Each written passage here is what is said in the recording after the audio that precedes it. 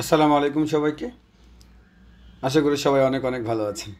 আমি আজকে থেকে চিন্তা করেছি আপনাদের সাথে টেকনোলজিক্যাল বিষয়ে প্রতিদিন একটা করে ট্রিক শেয়ার করব। আজকে আমি যে ট্রিকটি শেয়ার করব সেটা হচ্ছে মেইল নিয়ে। তো সেটা শেয়ার করার জন্য চলুন আমরা মেইলে চলে যাই। প্রথমে আমি আমার গুগল ক্রম এ চলে যাব। সেখান থেকে আমি আমার মেইলে চলে যাব।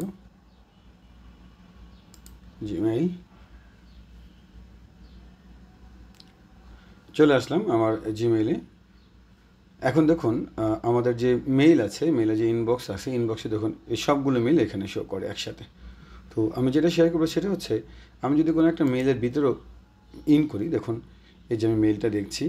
আবার এখান থেকে যদি আমি আরেকটা মেইলে যেতে চাই তাহলে আমাকে এখান থেকে ব্যাকে যেতে হবে। ব্যাকে যেয়ে আবার আরেকটা মেইল ওপেন করে দেখতে হবে, অর্থাৎ ওয়ান বাই ওয়ান। আবার এখান থেকে যদি আমি আরেকটা মেইলে যাই আবার ব্যাক করতে হবে। এরকম করে আমাকে প্রতিটা মেইল আলাদা আলাদা চেক করতে হয়। তো যদি এরকম হতো যে বারবার আমাকে ব্যাক করতে হবে না, সেটা খুব ভালো হয়। চলুন এই ট্রিকটা কীভাবে করা যায়। প্রথমে আমি সেটিংসে চলে আসবো। এই যে আমার এখানে সেটিংসে ক্লিক করলাম। সেটিংসে ক্লিক করার পরে এই পপ আপ উইন্ডোটা আসবে। সেখান থেকে নিচে চলে যাব।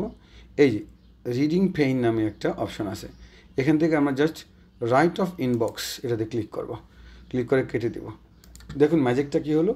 এখন দেখেন আমার মেইলটা বাম পাশে আছে, আর যে মেইলটা আমি ওপেন করবো সেটা আমার ডান পাশে দেখাচ্ছে।